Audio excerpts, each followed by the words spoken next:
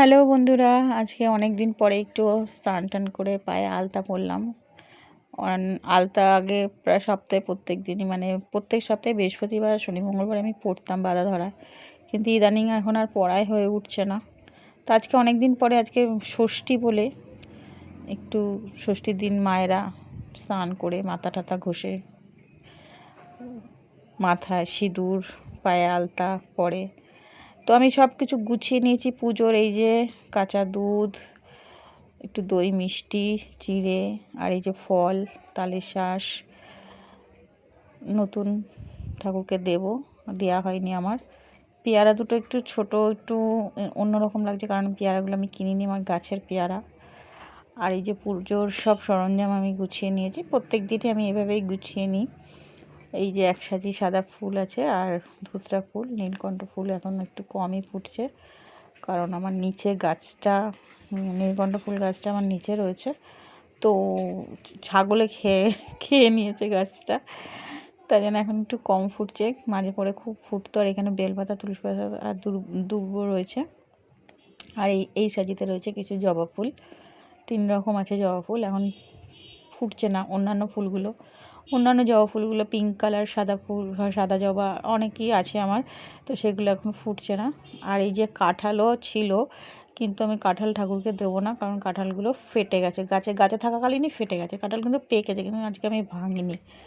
তো আমি প্রথমেই ঠাকুরের গাটাগুলো একটু মুখটুকগুলো, প্রত্যেক দিন যেটা করি আমি, সেটা ঠাকুরের মুখটুক একটা আলাদা ঠাকুরের জন্যে কাপড় রাখা আছে, সেটা দিয়ে ঠাকুরের মুখটুকগুলো পুছিয়ে নিলাম। লক্ষ্মী ঠাকুর, নারায়ণ ঠাকুরের ফটো, বা এদিকে রাধাকৃষ্ণ, সরস্বতী দেবী সরস্বতী মায়ের মূর্তি রয়েছে, গুরুদেবের মূর্তি রয়েছে।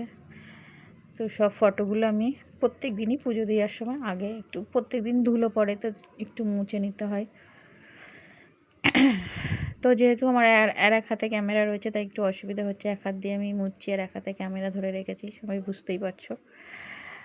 তো এই যে হচ্ছে আমার তারা মা, তারাপীঠে, আর ওটা হচ্ছে নৈহাটির বড় মা, আর এটা হচ্ছে পুরীর জগন্নাথ দেব, বলরাম দেব আর সুভদ্রা দেবী।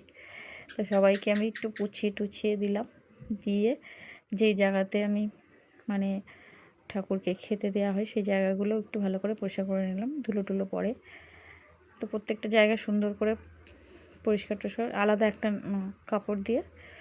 কাপড়ের টুকরো দিয়ে, এটা একটা আলাদা কাপড়ের টুকরো, ওটা নয়, যেটা দিয়ে মায়ের মূর্তি টুর্তি মুছলাম। আর এই যে হচ্ছে ভোলানাথের মূর্তি, লিঙ্গ আর কি, শিবলিঙ্গ। তো এটা আমার মোছার কোনো দরকার নেই, কারণ এনাকে আমি স্নান করাবো, প্রত্যেক দিনই স্নান করাই। তো প্রথমেই ফার্স্টে আমি পুজো দেওয়ার সময় ফার্স্টে আমি সব কিছু গোছানোর আগে প্রদীপটা আর ধূপকাঠিটা জ্বালিয়ে নিই।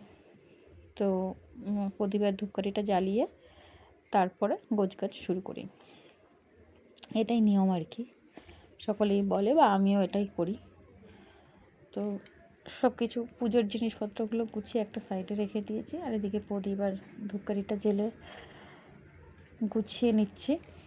তো আজকে যেহেতু ষষ্ঠী, তো ষষ্ঠীর দিনটা একটু স্পেশাল করেই দেওয়া হচ্ছে, স্পেশাল বলে কিছু নেই, আমি রোজই এতটাই ফুল তুলি, এতটা ফুল দিয়েই আমি পুজো দিই। আর ইদানিং এখন গরমে এত ফুল ফুটছে যে আমি মালা টালা এখন রোজই গাতে একটু সময় লাগে। তো আমি এখন সাদা চন্দন বেটে নিচ্ছি, যেহেতু ভোলানাথের সাদা চন্দন লাগবে স্নান করানোর সময়। তোর জন্য আগে চন্দনটা বেটে একটা সাইডে সরিয়ে রাখছি। তো হয়ে গেছে আমার চন্দন বাটা। এবার আমি বাবাকে স্নান করাবো। আর আমার পাথরের যে বাবার মূর্তিটা, শিবলিঙ্গটা, ওটার যে বাটিতে রাখা হয়, বাটিটা একটু ছোট, তাই সেই কারণে আমি প্রত্যেক দিনই বাবাকে নামিয়ে নিয়ে আসি, নামিয়ে এই গামলাতেই স্নান করাই। তো আমি এখন বাবার মাথার ওপরে 2টো আতপ চাল দিয়ে দিলাম। আর এই যে মুগ ডাল, এটা আমি রোজ দিই না, মুগ ডালটা প্রত্যেক দিন দিই না, এটা আমি সোমবারে দিই। তো আজকে একটু ষষ্ঠী বলে সব কিছু যা সোমবারে দিই, আজকে আমি সেগুলো দিচ্ছি। কালো তিল, এটা হচ্ছে কালো তিল, এটা আমি রোজই দিই, কালো তিলটা আর চালটা এটা আমি রোজই দিই। আর গঙ্গা জলে রোজই স্নান করাই, কিন্তু কাঁচা দুধটা আমি সোমবারেই, শুধু বাবার বাড়ির দিনকে ঘি, মধু, কাঁচা দুধ এইগুলো আমি সোমবারেই ব্যবহার করি, মানে বাবাকে স্নান করানোর কাজে লাগাই। তো আজকে যেহেতু ষষ্ঠী, একটু ভালো একটা শুভ দিন, তো ভাবলাম বাবাকে একটু ভালো করে সুন্দর করে স্নান করে দিয়ে দিকে, সোমবারে আবার অম্বুবাচী লাগবে। তো কখন লাগবে এখন আমি শিওর হইনি, ঠাকুরমশাইকে জিজ্ঞেস করলাম, তো ঠাকুরমশাই বললো আমাকে আগামীকাল জানাবে সোমবারে কখন লাগছে। রবিবারে প্রথমে বললো রবিবারে সন্ধ্যেবেলা লেগে যাচ্ছে। তাই এই যে দইটা আমি ঠাকুরের বাটাতে দিয়েছি, তা বাবার জন্য একটু রেখে দিয়েছিলাম, বাবার মাথায় দেবো বলে। প্রত্যেকটা বাটাতে আমার দেয়া হয়ে গেছে চিড়ের সাথে দই, তো এটুকু আমি বাবাকে দেবো বলে রেখে দিয়েছিলাম আলাদা করে। আর এই যে চিনি, এটাই বা বাচ্চাদের কেন, এটাও আমি দিয়ে দিলাম। তো চিনিটাও দেওয়া হয়ে গেল, দিয়ে বাবাকে এবার একটু ভালো সুন্দর করে মাখিয়ে ঘি, মধু সব কিছু দিয়ে সুন্দর করে মাখিয়ে তারপরে আমি কাঁচা দুধ দিয়ে অভিষেক করাবো, যেটাকে বলে স্নান করানো বলো বা অভিষেক, অনেকে অভিষেক বলে। যেহেতু ওনারা ভগবান, ঈশ্বর, তো ওনাদের অভিষেকই বলা হয় কাঁচা দুধের। তো সেটাই করব। তো আমার ঘি, মধু টধু দিয়ে সব কিছু দিয়ে রেডি করা হয়ে গেছে। এবারে আমি 5টা দুব্বো নেব আর একটু বেলপাতা, চন্দন দিয়ে নিয়ে বাবার মাথার উপরে দিয়ে দেবো, দিয়ে একটু 5টা বেলপাতা অর্পণ করে দিলাম বাবার নামে। দিয়ে এটা আমি প্রত্যেক দিনই দিয়ে থাকি, মানে এখনও পর্যন্ত দিচ্ছি আর কি। যখন খুব তাড়াহুড়ো থাকে তখন হয়তো পারি না বা পারবো না, যখন একটু সময় নিয়ে আমি পুজোটা দিয়ে আমি এই জিনিসগুলো মেনটেন করার চেষ্টা করি। তো এটা হচ্ছে কাঁচা দুধ। এবার দুধটা প্রথমে বাবার মাথায় দেওয়ার আগে সামনের পোর্শনটায় দিতে হয়, তো ওখানে দিয়ে নিলাম। এবার বাবার মাথায় ওম নমঃ শিবায়, ওম নমঃ শিবায়, ওম নমঃ শিবায় বলে বাবার মাথায় দুধটা ঢেলে দিলাম। এইবারে গঙ্গার জল দিয়ে ভালো করে সুন্দর করে স্নানটা করিয়ে দেবো, মানে কোনো জায়গায় যদি কোনো কিছু না লেগে থাকে চারিদিকে দিয়ে সুন্দর করে স্নান করিয়ে দিলাম গঙ্গার জল দিয়ে।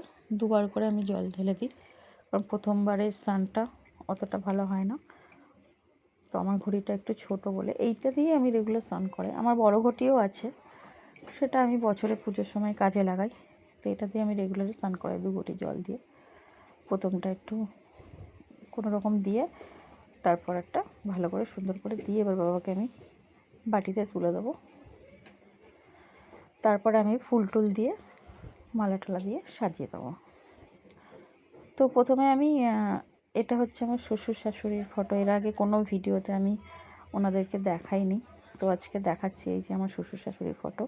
তো আমি এখানে প্রত্যেক দিনই এনাদেরও জল মিষ্টি দিই, পুজো দিই, ফুল দিই, ধূপ দিই, প্রত্যেক দিনই দেওয়া হয়, আজও দিয়েছি।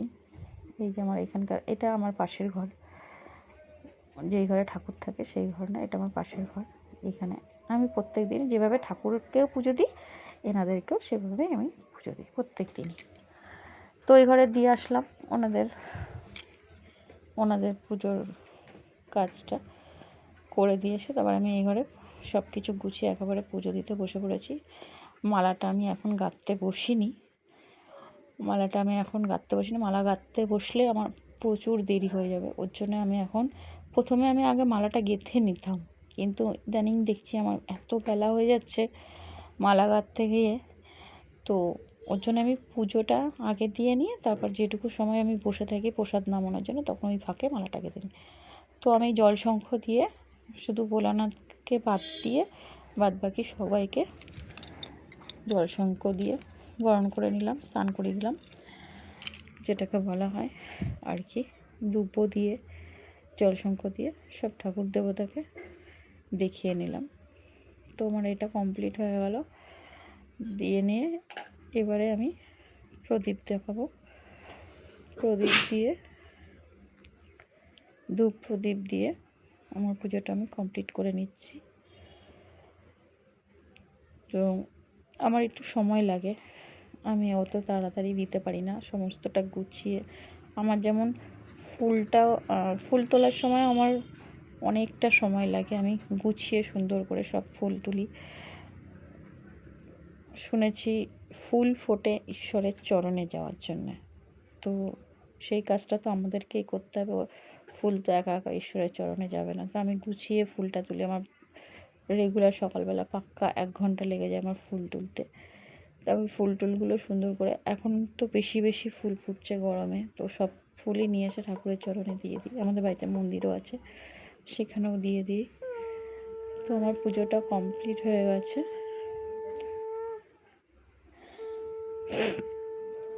এবারে শঙ্খটা বাজিয়ে নিলাম, বাজিয়ে আমার পুজো আমি আজকের মতো কমপ্লিট করে নিলাম। এবারে আমি এই পুজোর পরে এই ফুলগুলো আমি বাঁচিয়ে রেখেছি। এইগুলো একটু মোটা ধরনের ফুল, সাদা ফুলই একটু মোটা ধরনের। আমি এর আগেও তোমাদের সাথে শেয়ার করেছিলাম। আমার বাড়িতে সাদা ফুল, এই যে আমার মালা গাঁথার সুই সুতোর কৌটো, এখানে 2 রকম সুতোই আছে, লাল আর সাদা। আমি আলাদা করে রেখে দিই, কারণ লক্ষ্মী ঠাকুর বা কালী ঠাকুরকে যখন মালা গেঁথে দিই তখন লাল সুতো দিয়ে, আর যখন ভোলানাথ বা নারায়ণদেব, রাধাকৃষ্ণ দিই মালা গেঁথে, তখন এই সাদা সুতো দিয়ে। তো আমি এই যে কাঁচি দিয়ে ফুলের বোটাগুলো, মানে আকন্দ ফুল আর এই সাদা ফুলের বোটাগুলো একটা একটা করে কেটে ফুলগুলোকে ঠিকঠাক করে আগে রেডি করে নিচ্ছি। আমার ওদিকে পুজো দেওয়া হয়ে গেছে, এখন আমি এমনিই বসে থাকতাম প্রসাদটা নামাবো বলে এইটুকু টাইমে আমি বসি। তো এই ফাঁকে আমি মালাটা গেঁথে নিই, ঠিক আছে। এইভাবে আমি এই সময়টা মালাটা গেঁথে একেবারে প্রসাদ নামানোর সময় মালাটা পরিয়ে দিয়ে, তাহলে টাইমটা একটু মেনটেন হয়। আর ওই মালা গেঁথে পুজো দিতে গেলে প্রচুর দেরি হয়ে যায়, এই হচ্ছে ব্যাপার। তো আমি যে সাদা সুতো নিয়ে নিয়েছি, এটা হচ্ছে ভোলানাথের জন্যে। আমার ভোলানাথের জন্য আমি এই মালাটা গাঁথছি। 4টে করে সাদা ফুল দিয়ে আর একটা করে আকন্দ ফুল দিয়ে আর কটা নীলকণ্ঠ ফুল একটু অল্প হয়ে গেছে, কারণ এই 2 দিন এত বৃষ্টির মধ্যে অতটা লক্ষ্য করা হয়নি কিভাবে কখন এসে ছাগলে নীলকণ্ঠ গাছটা বেশ কদিন খুব সুন্দর সুন্দর ফুল ফুটছিল। আর এই নীলকণ্ঠ গাছটা না থোকা হিসেবেই আমি দানা লাগিয়েছিলাম, তো 2-1টা ফুল থোকা হয় আর 2-1টা ফুল এই যেমন এইটা থোকা, আবার সিঙ্গেলও হয়। আমি ছাদেও কটা চারা লাগিয়েছি একটা টবের মধ্যে, ফুটছে 2-1টা করে ফুটছে, সাদা অপরাজিতা আর নীল অপরাজিতা, ওটা 1 পাপড়ির, আর এটা থোকা হয়। আর থোকাটা দেখতে ভালো লাগে, বেশ কদিন বেশ ডাগুর ডুগুর হয়েছিল গাছটা। আর এই যে আমার মালা গাঁথা কমপ্লিট হয়ে গেছে। এই যে নারায়ণ ঠাকুর জন্য আমি একটা মালা গেঁথে নিয়েছি, আর এই যে ভোলানাথকেও পরিয়ে দিয়েছি নীলকণ্ঠ দিয়ে, যে ফুলের মালাটা গেঁথেছিলাম পরিয়ে দিয়েছি। তো আমার পুজো কমপ্লিট। এবার আমি প্রসাদ নামাবো।